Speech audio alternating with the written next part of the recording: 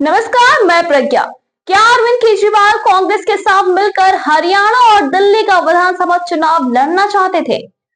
लेकिन ये पूरा मामला आखिर कैसे बिगड़ गया, इसका खुलासा संजय राउत ने सामना में लिखे अपने ही लेख में किया है। उन्होंने दिल्ली में आदित्य ठाकरे और साथ ही साथ अरविंद केजरीवाल के बीच हुई बैठक में जो बातचीत हुई उसकी जानकारी सार्वजनिक की है।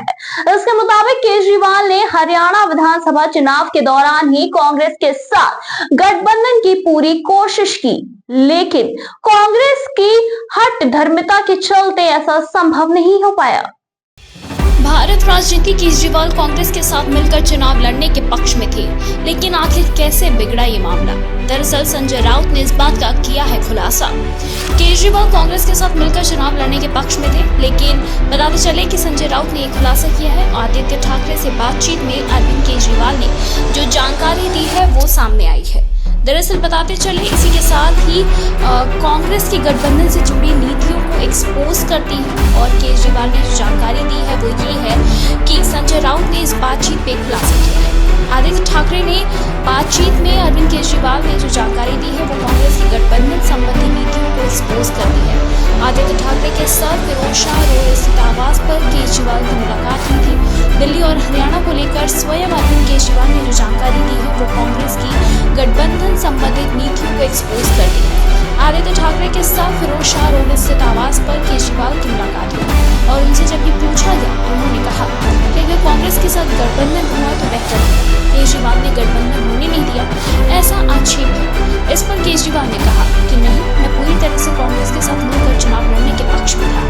केजरीवाल ने वजह बताते हुए कहा कि जब मैं जेल में था तब हरियाणा में चुनाव हुए थे। राघव चड्ढा हरियाणा का काम देख रहे थे, वो मुझसे जेल में मिलने आए। मैंने उनसे कहा कि हमें कांग्रेस के साथ गठबंधन करना ही होगा, आप सीटों का बंटवारा तय करें। केजरीवाल ने आगे कहा कि कांग्रेस ने हमसे एक सूची मांगी, हमने 14 निर्वाचन क्षेत्रों की सूची दी।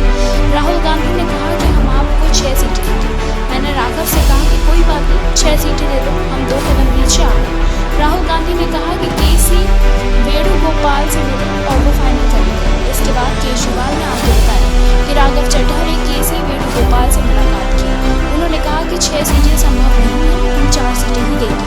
आप हमारे हरियाणा प्रभारी बावरिया से चड्ढा मुझसे जेल में मिलने आए। मैंने कहा कि ठीक है, 4 सीटें दे दो।